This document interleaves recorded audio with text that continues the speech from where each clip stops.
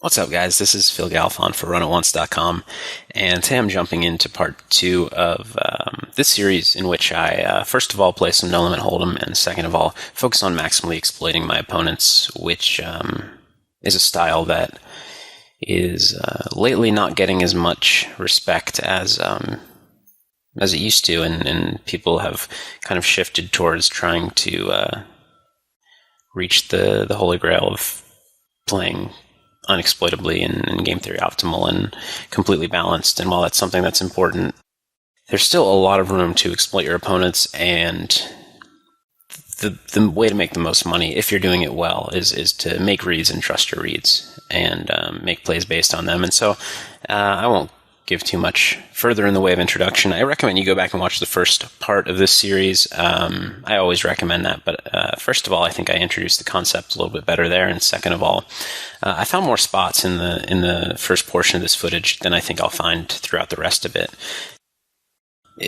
in which I took full advantage of some reads that I made. But as you can see, we're getting into the footage. So on the bottom right table and bottom left table, I opt to open limp the small blind. This is something that back in my heyday when I was, I guess I shouldn't call it my heyday, but back when I played no limit hold'em exclusively, nobody really open limped small blind except for fish, and nowadays it's a lot different, and people, like I actually thought about this concept recently, mostly because Luke Greenwood, in a couple Run It Once videos, talked about limping the small blind and having a limp calling, limp folding, and limp re-raise range in these Zoom games, and I thought it was pretty cool. Anyways, unfortunately, I haven't thought it through as well as I probably should, and I also don't have stats on these guys, in which would help a lot with making small blind versus big blind decisions, whether I'm limping or raising myself. But I think there's a lot of merit to getting 3-1 on a call with a lot of your hands that you can make playable by defending that weakish range with some 3-bet bluffs and obviously some limp calls with some stronger hands. But anyways, I don't feel like I'm an authority on small blind versus big blind pre-flop play and no limit hold'em, so I'm not going to go too much further than that. And I have to admit that I, as you can see on the left table, I'm raising. On the right table, I'm limping. I didn't really develop a game plan before starting the session. It's kind of how I play poker in general. I'm not much of a game plan player. I adjust to game considerations or game dynamics, and then I also just kind of figure it out as I go and try to outguess them.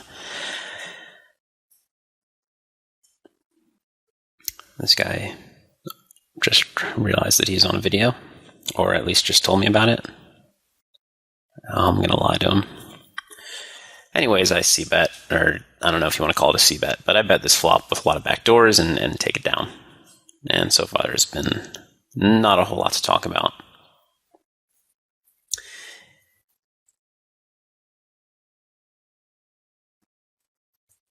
Yeah. As far as when limping becomes a good strategy versus a certain opponent, but not against another, I think it does have to do a lot with how they play against your limps and how they play against your raises. I guess that should be obvious, but making a light 3-bet on the bottom left table, I think it's fine. It's hard to know whether or not this is a profitable play in a vacuum without knowing his stats, which I'm not going to know. Even if I did have a HUD running, I would not have enough hands to have any decent sample on him. But I think a hand like this plays well enough in these 3-bet pots that you can go ahead and do this. Anyways, if somebody's folding a lot to your like 2.5x or 3x, even your 3x opens in the small blind, I think you'd be making a mistake by open limping against that type of player. Because picking up the blinds is just very attractive. If they're not folding much at all and they're 3-betting quite a bit, I guess it depends what quite a bit means. And here I'm taking a note on this player that I, at the end of the last video, made fold, but the note was actually not all that interesting. Anyways, my point was, if they're 3-betting too frequently then and calling very often, you might still be better off with a raising strategy, just a tight raising strategy. And what it means is you're going to have to open fold some hands that you might otherwise be able to play profitably. But the benefit is when you do have some decent hands, he's going to put in way too much money against those hands, whether it's calling or 3-betting. Against somebody who you would say, calls a lot, 3-bets a reasonable range, I think that it's probably at least worth looking into limping and seeing how he reacts to that. But I don't think, without getting into a ton of specifics, I'm taking a note on this player. This is a hand I played in the first video, which I like my play very much, although you see me losing a big pot with queen high.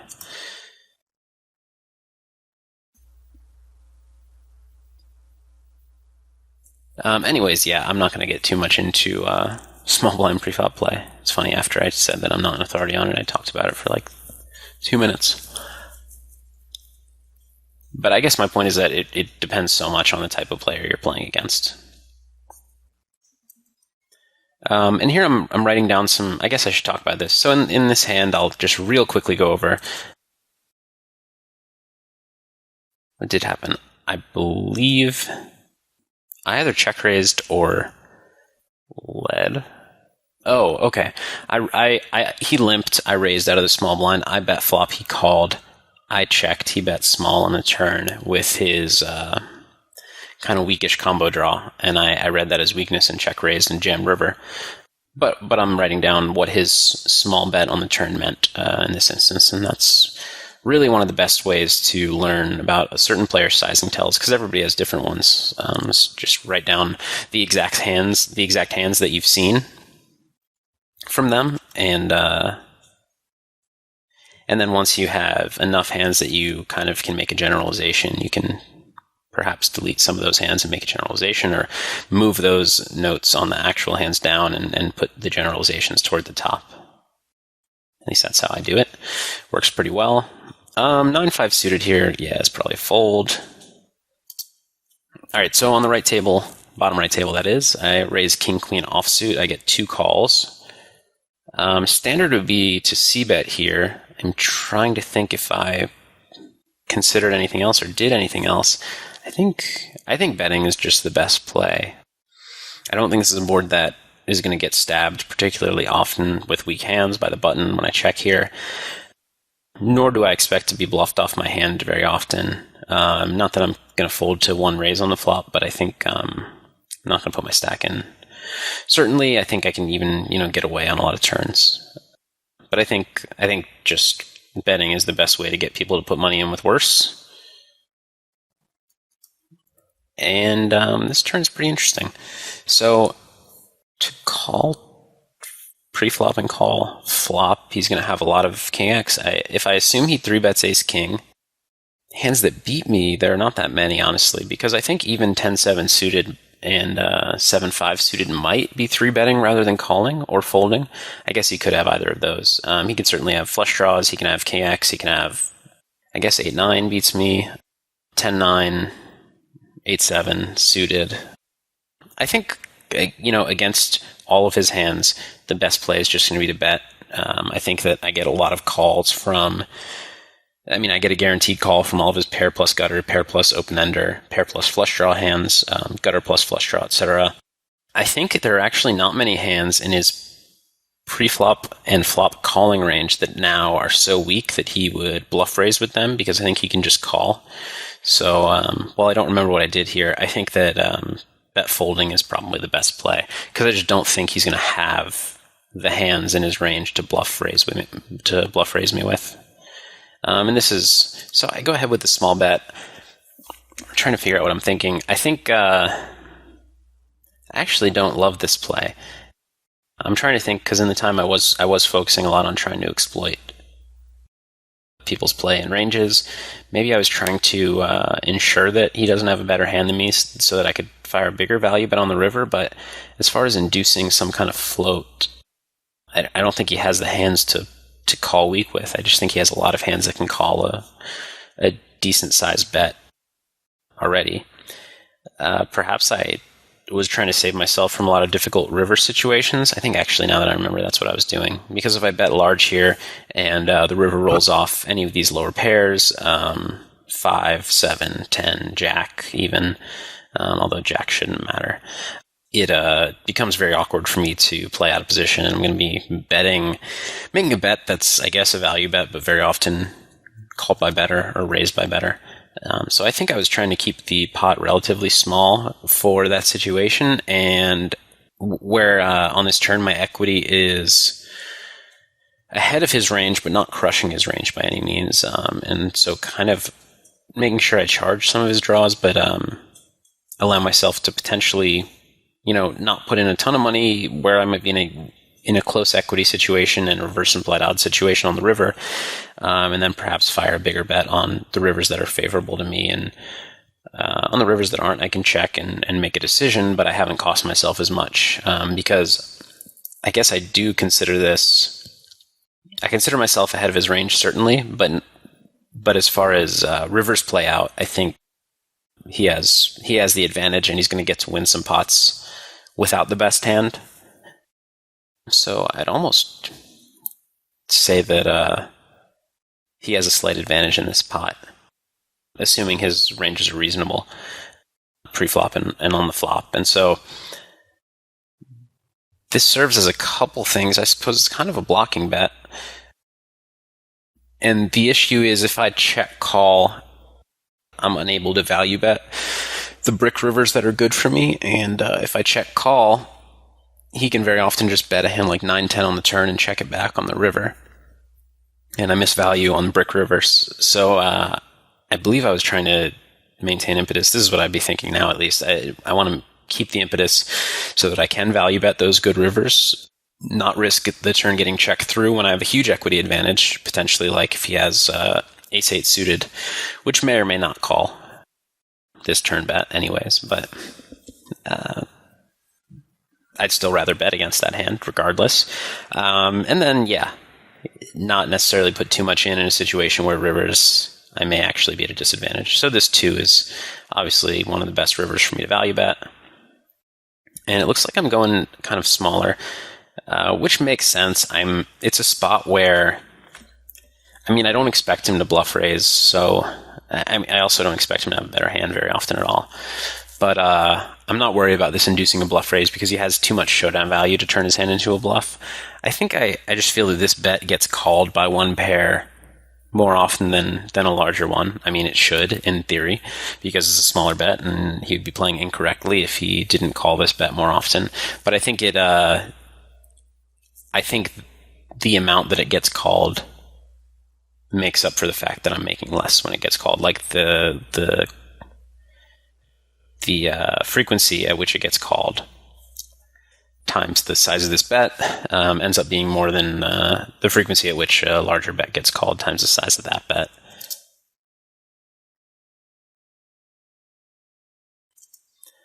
Bottom left, I raise the button and check back with ace-high and a gutter. I think pretty standard. Betting the flop's not the worst, certainly, but this is a great hand to check back and call any turn bet. Obviously now I have a bluff catcher. He bets 20, and I think pretty comfortable folding. The flush hits. He's not going to have a ton. He can have like a lone 6 or a lone 7, but otherwise I just think it's very likely he's value betting a jack, or it's just very likely he's value betting a jack, or potentially going for thin value with something weird. I do get jammed on the bottom right, and I think I'm comfortable folding, as I said. I just don't think he has enough hands to turn into bluffs.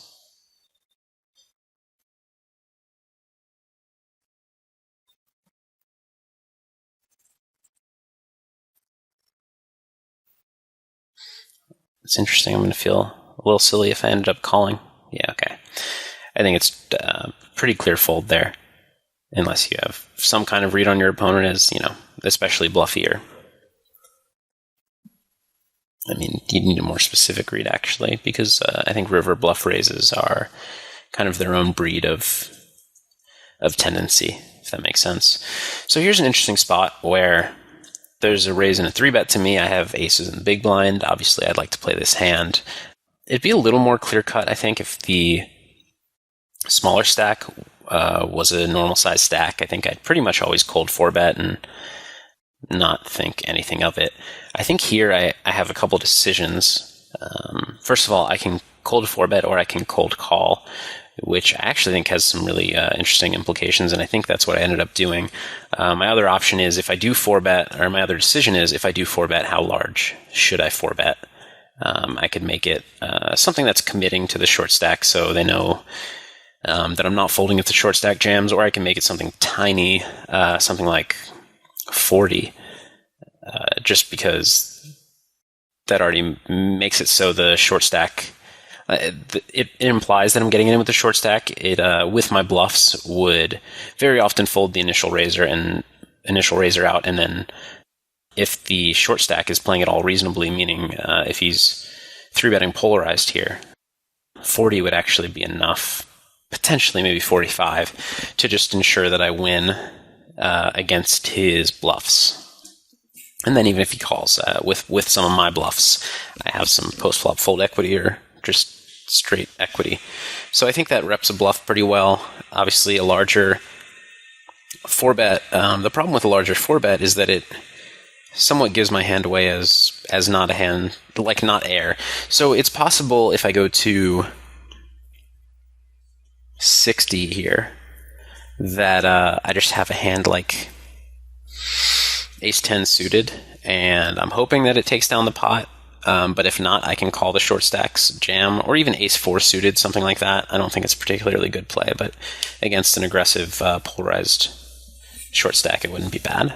It depends how often you 4-bet bluffs. But anyways, it could be something like that, so that the under the gun +1, I'll just call him Biggie, so that Biggie could potentially look down at a hand like Ace-Queen and say, well, Phil might just be like kind of semi-bluffing or just isolating the short stack with a hand that's good enough to get in against him, but my Ace-Queen's still doing well enough that I can jam and either make Phil fold or maybe he'll be priced in a call with his 7s or something and I'm still doing fine. Anyways, I think that's not best because it basically takes out the possibility for me to have, King 7 offsuit, whereas a small cold 4-bet I could. Obviously, if I just call here, it makes it harder for me to have a bluff. But I think, exploitatively, I was thinking that if I call, Biggie's range, if he's opening a reasonable range under the gun, obviously I have 2 aces, which blocks a lot of his shoving hands. But if I just call here, first of all, the pot's 6250. If Biggie folds, if he calls, it's a little more, and I'm fine with only getting in that much pre-flop against the short stack because I very often will stack him anyways. And if he's bluffing, I'll very often get a c-bet out of him that I wouldn't have otherwise got had I 4-bet. I think the problem with cold calling here is I obviously can't rep any bluffs, but I'm kind of hoping they're not thinking as hard as they should be or could be, and that Biggie might look down at a hand like 10s and say, well, Phil has a hand he wants to see a flop with, maybe like Queen Jack suited. This short stack has whatever range, and my 10s are good enough against his range, and I'm not super worried about Phil, so I can just jam here, or, raise to 90 and call it off against him and fold against Phil, or maybe call it off against Phil, who knows. But I figure if I cold 4-bet larger, he's just going to easily fold his 10s, maybe fold his jacks, or queens even. So yeah, I was really just hoping to get either a c-bet out of the short stack or get a kind of too loose of a get in by Biggie. That's like my main goal here. And I think that the best way to do that is just to call. And I don't think I risk much given that, aces play so well post-flop.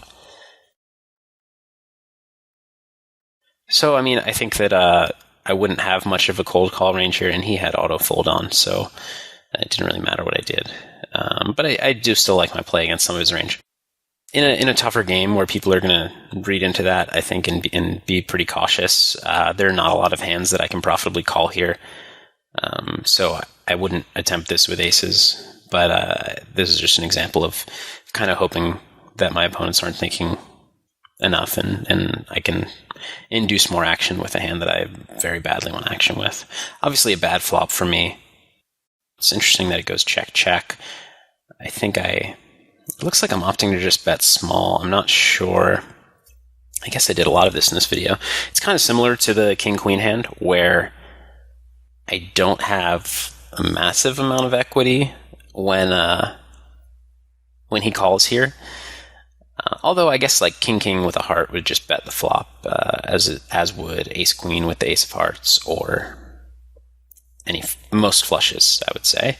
Queens, 10, something like that, even queen 10. So I should be ahead here, and I should be doing pretty decently, but some of his 3-bet bluffs might have connected with this 8 to either hit 2 pairs straight or something like that.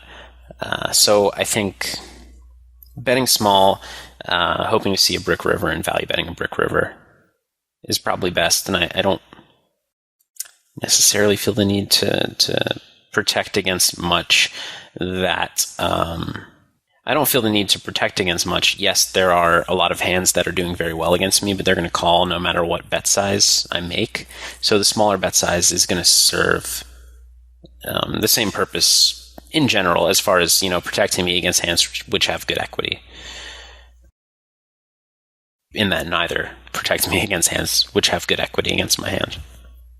Except maybe like 9s with the 9 of hearts, which may fold to a bigger bet, but call a smaller bet. Anyways, I find myself on this king river. Not a brick. Not a river I'm very happy about. Now I have to think about his pre-flop 3-bet range, which I'm pretty unsure about.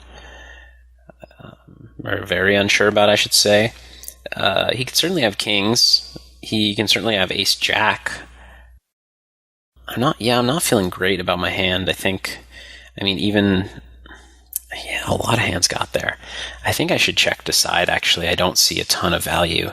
I don't hate a blocking bet just to get called by, I don't even know, ace-king with 1 heart that didn't want to bet the flop. It looks like I go for a regular value bet. I do think he's not slow playing the flop, and I do think he's not slow playing the turn, so I think my hand was good on the turn pretty much always. But the problem is now there just aren't a lot of hands left that can call me. I don't think he's calling the river with a 10 after I cold call pre-flop. I might be just hoping that he's a weak player and finds a call with queen jack just because he has a pair, or potentially has some kind of ace king hand. But yeah, against a competent player, I don't think there's any value in a bet there because I just can't have air.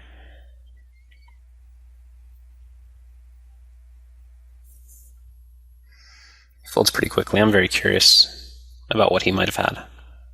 Maybe it was like a 9s with a heart type hand. And when you play Zoom, you get some playable hands. Just forget about all the times you quick fold, fast fold. I forget which they call it. I'm going to 3-bet king-queen offsuit. I don't think there's much to discuss there. It's pretty standard.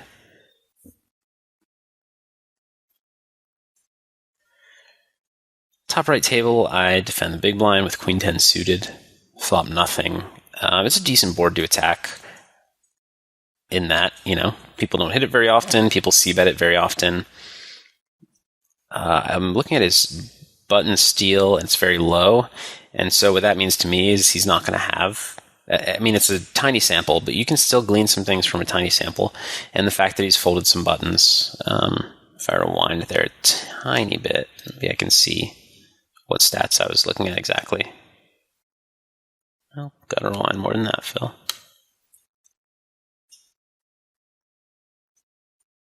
Yeah, so here, okay.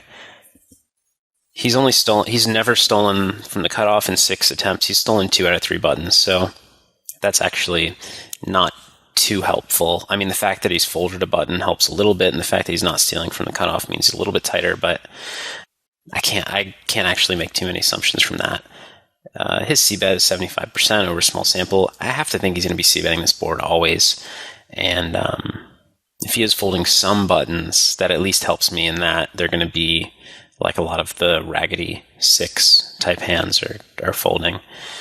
He'd have those as part of his folding range, but it's not a big consideration because I really don't know his range, and if he does actually have a 67% button steal range, then there's nothing wrong with that range. That I can't really exploit that range on this board. But I do think that with 64 in the pot, I can make a small raise here and show an immediate profit. So this has to work, about 55 to 60% of the time. Don't get too mad if I'm wrong about that. I mean, I know it's roughly that. Interestingly enough, he snap calls. I'm not going to read too much into his timing because I don't have anything in the way of timing tells on him. To me, it does mean... I'm not going to read into it. I am going to read into it. So to me, it means usually it's a weaker type of hand or a hand that he knows there's no other decision. So, for example, a strong hand that there's no other decision would be like ace-ace. I don't think he'd consider putting 3 bets in on the flop. I think he'd just use that as a bluff catcher and call down because he's not worried about protecting against much, and my check raise range is not going to contain a lot of 5x or 7-7, or at least he shouldn't think he can make a lot of money against those hands by 3-bet getting it in on the flop. So he could have a hand like that. More likely he has a 5, pocket 4s, pocket 7s, pocket 8s, ace queen, or some kind of draw. I think 6 would have 3-bet or would have at least considered 3-betting. Against that range of hands, I'm okay with a couple of lines, actually. I could check call the turn, but the problem with check calling the turn is that he's just going to bet the turn, potentially, with a 5 or 7s or something, and then check behind river, so I only make 1 bet. So the question is, can I make more than that against pocket 7s with betting twice myself? I think I probably can. And what's helping me here is that since I'm repping a polarized range, he shouldn't be bluff raising me with his showdown hands. And even with his missed draws, I don't think he's going to go crazy bluff raising. So against his likely made hands, I think I'm better off betting. Against his likely draws, I actually think I'm better off betting because I don't mind if he folds a good equity draw. I also don't mind if he calls a good equity draw. And I think that if I bet now and bet some safe rivers, it's going to work out very well for me. Obviously, on some scarier rivers, I have some decisions to make. But I think betting now is going to work better than checking.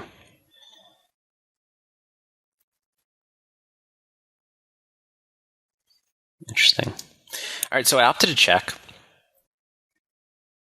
I mean, I'm not going to try to defend my play too much because I just told you why I would make the opposite play. I'm sure that I was thinking I could induce some bluffs from floats and kind of pot control in a spot where I likely have the best hand but don't want to build a huge pot. And I guess I felt he would just bet once with his 7s and then show down, and I guess I was okay with that. Or, it can go check, and then I could bet on most cards against 7s and get paid off. The 5's interesting.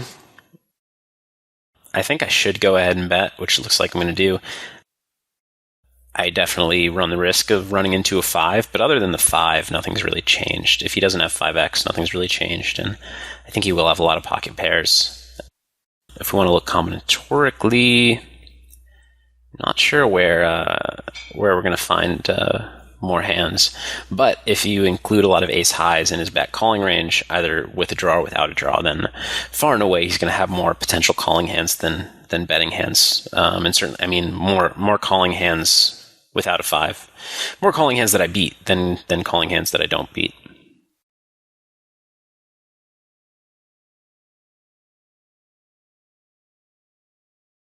On the bottom left table, I face a 3-bet, I call, I face a c-bet. And, this is a board that's decent to attack, but people know that. I don't think I can call with my Jack 10 unless it's to bluff later. On the top right table, he did end up calling with what looks to be ace 7. So he did kind of float. He had the backdoor club draw and backdoor straight draw. I'm going to back it up here to look at this hand on the bottom right.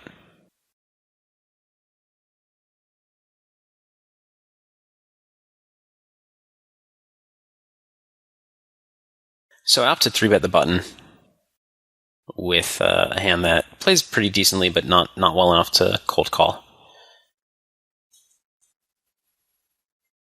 And hit a pretty interesting flop. I think you kind of can't go wrong just betting here. Nothing bad can happen. The question is, can you make more money by checking against, by misrepresenting your hand, in a sense, and checking? Maybe. But this is, in a sense, I guess, this is one of the hands that, first of all, it does need protection from everything. Even though I do have the flush draw, he's very likely going to have overcards to my 7. So giving him a free card does hurt me a little bit. It's actually really close here. One benefit to checking is that I misrepresent my hand quite a bit. I don't think it looks like I have clubs, and I also think that the ace or the king may serve as cards he thinks I'll use as bluffs and cards that he thinks I'll hit, so I don't think he'll bet strong hands to me if an ace or a king turns, and I can just check back and realize my equity. And then obviously if a 7 hits or a queen hits, I think he's not going to put me on 2-pair very often. I can do very well in that case. And especially, the main case is that the main benefit to checking back is when clubs hit, and he doesn't think I have many flush draws. Although I'm not sure that's what he'll think. Anyways, I think just betting here, the pot's big, I'm in position, it gives me some flexibility on turns. And I have a hand that can stand some heat. I think just betting is probably best in terms of just actual EV. The pot's big enough that I should worry about the current pot and not only worry about, future implied odds results. And here's, one of the major benefits to having bet the flop is now I have a bigger pot when the club hits. I've built a bigger pot when the club hits, so now I can just barrel off and get all in by the river.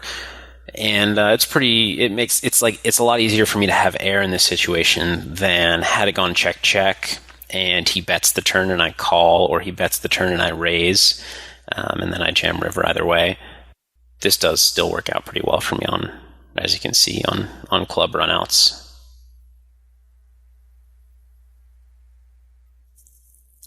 I really don't know what to make of his calling range, his pre-flop calling range, that is. Usually it's going to be very strong connected calling range, so he should be doing pretty well and very often have a hand he can call again with, unless it's like maybe pocket 9's no club, pocket 10's no club. Those actually make a lot of sense.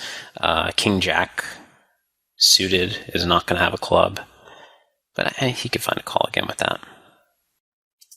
On the bottom left table, I raise ace queen, I get 2 callers, and I opt to check the flop. And I find that pretty interesting. I think that people do bet a lot when check 2 on the button in 3-way pots, and heads-up pots as well, but more so in 3-way pots. So I think he's going to bet worse queens for me. He's going to bet 10s. He's going to bet even pocket 7s sometimes, or some kind of weaker draws and stronger draws, certainly. I'm trying to figure out if my plan here was to check raise or check call. I think my plan is to check raise, because first of all, I discount the possibility of him having aces and kings. Same with queens, probably. I'm beat by queen 10, I'm beat by 10-10, I'm beat by 3-3, but that's pretty much it. I have some backup if I check raise and the turn is a spade. I'm not doing terribly. And I think the other benefit to checking here is that sometimes it goes bet call, and then I can be positive I'm ahead of the big blind's calling range and put in a very nice check raise there. And that's a spot where I'd like to have a check raise range, when it goes bet by the button, one check to him, and call by the big blind. I'd like to have a pretty wide check raise range there, including a lot of bluffs, because I think it's just going to work a ton of the time. And I'll need some value hands in there as well. And I don't really see either of them folding king queen to my single raise, which should make up a big part of at least the buttons range. Yeah, so I must have been raising. Yeah. He folds on the bottom right, which is unfortunate, but can't. I would really have disliked checking back the turn there with the queen high flush. I think it would have been a big mistake, so no regrets. Put in a healthy check raise here. If you guys watched the first part of this series, I check raised in a somewhat similar spot, although a board that connected less with his range, with a flush draw. He ends up folding, and while it's not an amazing result that I still got one bet out of a hand that may not have called one bet. The other benefit here is that if you look at which hands you can get stacks in against by betting and which hands you get stacks in against by check raising, king, queen, queen, jack are hands that are going to bet call, and you could potentially get all in with by the river with your polarized range against his, strongish calling hand. Whereas he's never going to raise those. And when you bet, he's the one, if he wants to put in more money, either on the flop or the turn, he's the one with the polarized range and the one who is kind of punishing your now bluff catcher. So I do like to take lines where I turn my hand, a hand like this that's very good, I keep it as a hand that I deem strong enough to get in with if I take the right line. I'd like to take that line so that I can make this a value betting hand rather than a bluff catcher, because if I bet flop and get raised, I all of a sudden have a bluff catcher. Or if I bet flop and bet a brick turn and get raised, I all of a sudden have a bluff catcher. And that's not to say that, I'm going to get away from running into a bigger hand, or that I don't want him to bluff if I'm going to call. But I think that as a general poker concept, you would rather be the one applying pressure with a polarized range. And there are a lot of reasons for that, which I've talked about a little bit before. And I don't want to pause the video too much longer and waste time, but I guess I'll say, to kind of sum up, when you're the one applying pressure in a big pot with a polarized range, you have the benefit of fold equity with all your bad hands and value with all your good hands. Whereas when he's the one doing it, all of a sudden you have no fold equity, so you can't win any pots with your bad hands. And while you can certainly pick off bluffs, he ends up getting enough value with the top end of his range that, if you call down often enough to catch a lot of his bluffs, you're losing that money back against polarized range. And obviously, what I'm saying is it's better to be the one with a polarized range than the one with the bluff catcher, which should be obvious. But I think that's a situation, like I was saying, where I can turn my ace-queen into a big pot value betting hand, whereas otherwise it's just a small pot value betting hand if I just take the lead and bet. A small pot value betting hand or a bluff catcher if he decides to get more aggressive with it. And I guess the last thing I'll say is that on Queen 10x, when on the pre-flop raiser, I don't think people are going to go very crazy with bluffs. I think even big draws, they're very often going to play slowly, or like decent draws, they're just going to play slowly. Even weak draws, I think they'll just fold more often than attack in a three-way pot, especially just because my range does so well and they have a third player to worry about. When I c-bet into two, it's a little stronger. So I actually don't think there's a ton of value in inducing bluffs in any way with that hand. He's just going to have a lot more bluff catchers than me in that scenario. And I guess that actually is what it comes down to, which I talked about in the last video with my 6-7 of hearts hand that I just briefly mentioned. But on Queen 10x, I'm going to have more ace-queens than him, and way more aces, way more kings. Probably similar amounts of Queen 10, although maybe a few more for me. I'll have more air than him, certainly, as well, because my opening range is wider, but I'll have more queens than him, potentially more tens, potentially more threes. I don't know if he calls threes there or not. But anyways, the point is I'm going to have more of the high-end hands and more of the low-end hands, so I should be the one attacking with a polarized range. Or at least, I have a range situation that's favorable to that, so I'd rather do it if given the option. And the last thing that I'll say, I think, about it is like the hand in the previous video. It's just a spot where I think people stab too often, and not necessarily too often against the way people play, but I think that you can exploit the frequency at which people stab by checking some stronger parts of your range. And obviously there are implications to that, which makes your betting range weaker, blah, blah, blah. But we're not looking to be entirely balanced. We're looking for maximally exploiting our opponents, and also perceived balance is very important. First of all, as long as your opponents think you're balanced in a lot of spots, and don't detect, huge range imbalances, they're not going to over adjust, and they're not going to take advantage of that and exploit you. And also, people aren't great at making kind of what I would call, I haven't created a name for this yet, so I'm doing it on the spot, but I would call kind of, I guess, two-step range reading.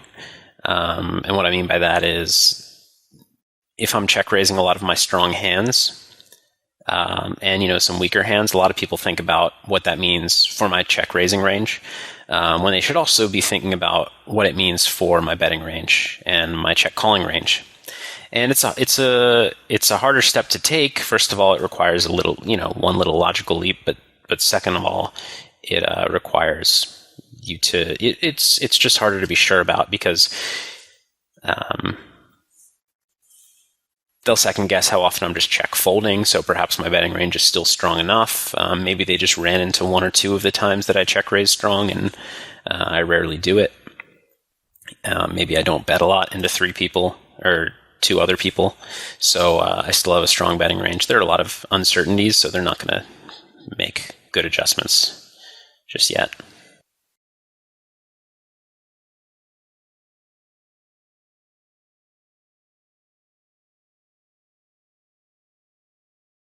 Something that I've kind of notoriously, well, at least in my own circle of friends, a mistake that I've always made is giving people a lot of credit. And so I've spent the last few years talking myself out of assuming people will read my range well.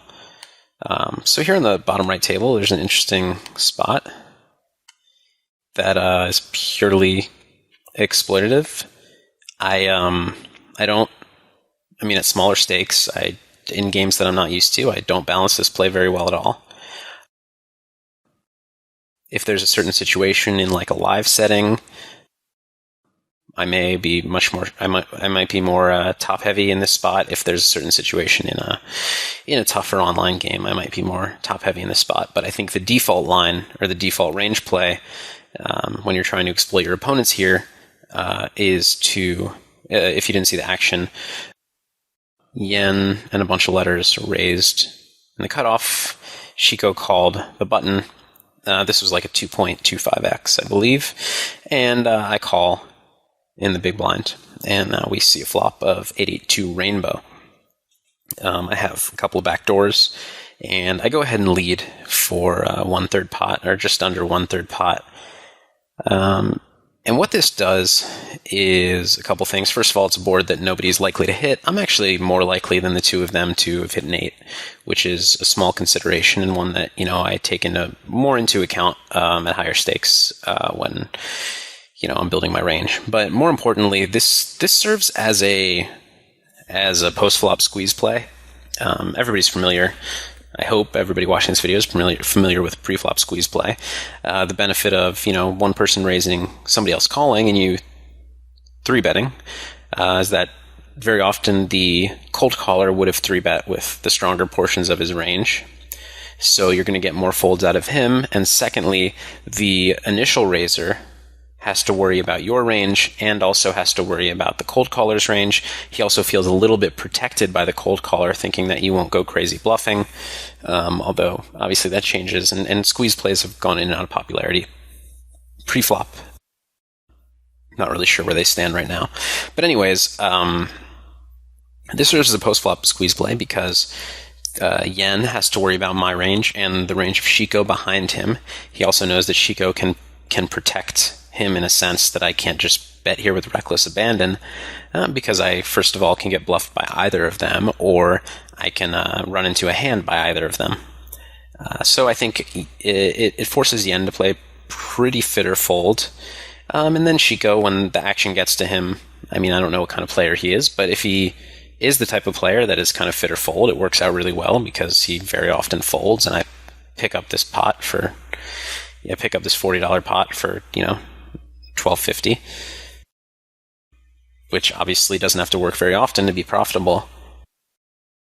And even if he is an aggressive player, there's only so much he can do. And I do have the ability to rebluff. I think he's going crazy. Obviously, in this spot, I'm completely readless, so I don't know what I would have done had he raised or called. But it just when you handcuff one player and then you're left with one other player on a board on which he doesn't have many value hands, there's not a whole lot he can do to punish you, as long as you include some strong hands in your range. Now, in this particular game, I would not have led with an 8. I certainly wouldn't have, which means I'm entirely unbalanced here, and I'm folding almost all the time, unless I want to rebluff when I lead like this. I think really the only hand that I might lead in a situation like this is deuce-deuce. The benefit of that is I think I can get raised and get a lot of money in now on the flop, and make sure we get stacks in by the river. Whereas if I check raise, he is not going to 3-bet the flop very often. Maybe he will. Anyways, I might sometimes have deuces. I probably don't. I'd probably still check those and hope it goes c-bet. She goes squeezed in the middle and calls with his 7s, or calls to float, or makes a raise, bluff raise, and then I pounce with my 8. So I'm entirely unbalanced here, and yet here I am betting 1250 to win 3850 with a range that contains no value hands. And I think it works probably half the time. So I'm going to show a big profit there. Shiko calls, and I'm in an interesting situation now where he very likely has ace high, maybe even some kind of queen jack float or a small pocket pair. And I think I'm comfortable trying to barrel him off those hands. One benefit is, the 9 is probably a clean out for me. Yet, and maybe even an out that I can value bet. But in addition, he can call flop with a lot of high card hands, but I think he'll fold the turn with those hands, especially against this larger bet size. So I can use the face cards and aces as face cards more than aces, because I do still worry about ace 4, ace 5, and maybe ace king hero calling. But king queen jack, I think I can use as good bluff cards, and I think I just win often enough on the turn, win often enough on the river. Bottom left table. Okay, so he's called again. 3 is not a great card. The question is, well, 3's not the worst card. The question is, did he call the turn with his ace high hands? If the answer is yes, I have to be careful bluffing here. If the answer is no, I should go crazy, because, well, no, I shouldn't. I take that back. That was a stupid thing to say, because actually pocket 5s are better than ace high here. I guess he always beats my bluffs. His whole range beats my bluffs, and knows that he beats my bluffs. But the major benefit here, I don't remember what I did, but I think I should bet. Reason being, he doesn't have an 8 and he doesn't have a 3. He never has a full house, and I can have a full house. I think that obviously that's not always true. He could have slow played, but rarely will. I think that in most cases he will have not slow played. So the best play here might even be an overbet. I have a feeling I gave up here, because I think this, in general, people just call with ace high here and they call with 4s. Especially if you bet smaller, they might think, he might somehow have like an ace high that he's value betting, which is really stupid, but I find that people do think that. So I do end up giving up. I think it's fine, or I don't think it's fine. I think I should have bet on the larger side. Still happy with my flop play, still happy with my turn play, and even though I lose this hand, presumably, I don't really see how I'm going to win it. I still think that there's some valuable things to take away from it, but I would have liked to see myself make a large bet on this river. I think it just works often enough, probably, mostly just because he's capped and I'm not. But at least by checking, I think that I was going to follow through on certain rivers, but I think checking can at least also be a lesson, which is just because you start a bluff doesn't mean that you have to barrel off, and when the board comes off in an unfavorable way, you can calm down and give up. There's no shame in that.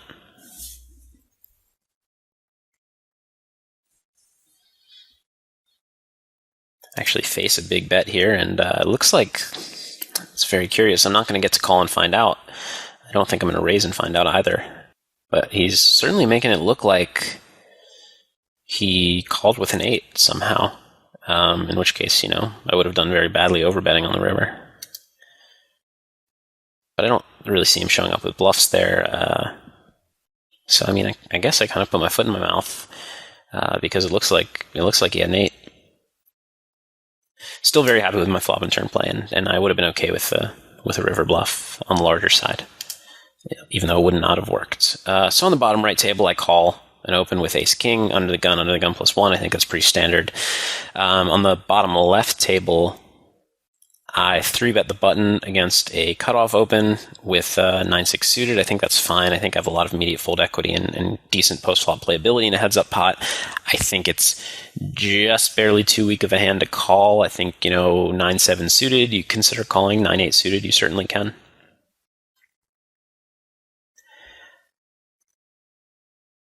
Not the best flop for me, certainly, but not a good flop for his range either.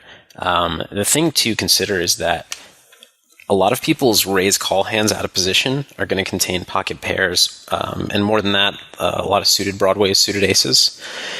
And while that means he can certainly have a flush, what it also means is he doesn't have a lot of ace-10 with 1 diamond type hands.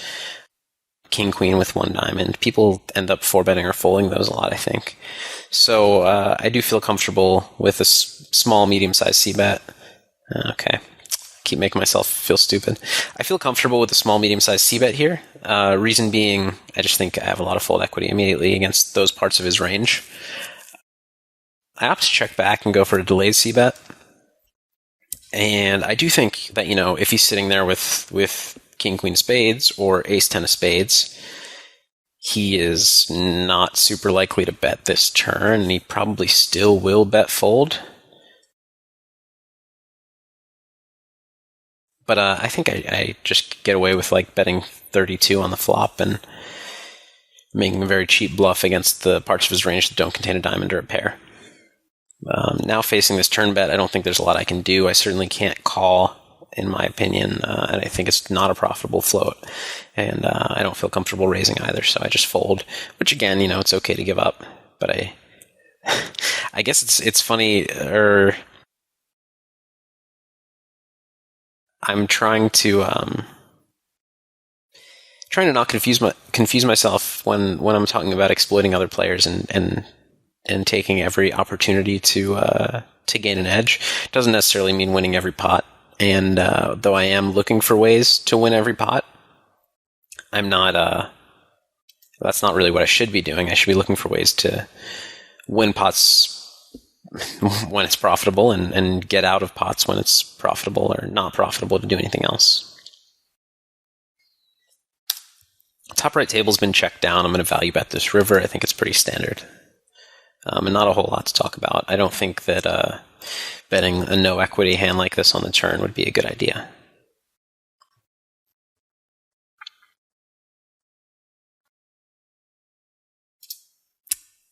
And I get raised, and I'm so confused. Man, I think I'm just going to call. It's 60 to win 163. Is he really checking back a jack to raise now? Is he really checking back aces to raise now? The only hand I could think of, maybe he's checking back a weakish king, or maybe even a strong king, but I think that's a pretty silly play. What I'm really worried about is the case 7-7, but that happens so rarely that I'm comfortable calling here and just hoping he is unhappy that he didn't bet sooner and kind of spazzes out now.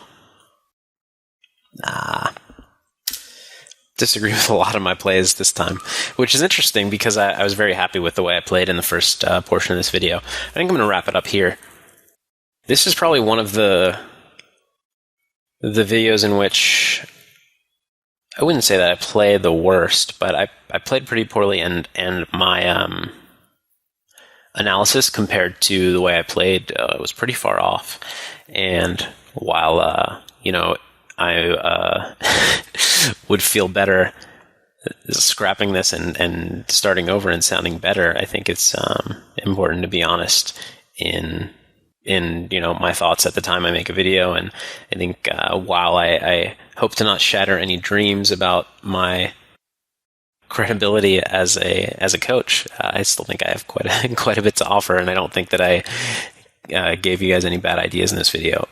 I think it's important to see that myself now and myself a month ago, we're not thinking the same way. Myself in the moment and myself after the session, we're not thinking the same way. And what that means is either myself now or myself back then was not thinking as well as the other, which means, it's kind of subjective as to right and wrong, but I either made some mistakes then or I made some mistakes now.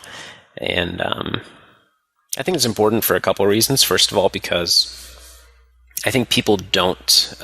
Some people think that the best players don't make mistakes, and the problems with that are twofold. One, it's very discouraging to people that make mistakes. They beat themselves up quite a bit, and they kind of think they're never going to make it to the top. Which is, while I'm not saying it's by any means easy to make it to the top, it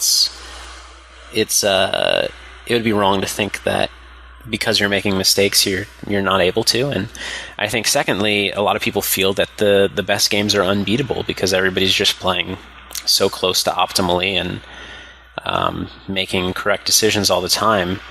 And I think this goes to show you, and I think that I can say from experience, I make a ton of mistakes every session. It goes to show you that the games are very beatable and that there's always room to improve and keep working on your game. I think those are all important things to realize. So I do think that I might want to redo this. I'm not gonna, and I think there's some teaching value in that. And we had some interesting spots. Anyways, I'll wrap it up now. I do look forward to any questions or comments as usual. This is Phil Galfond for runotonce.com. Take care, guys.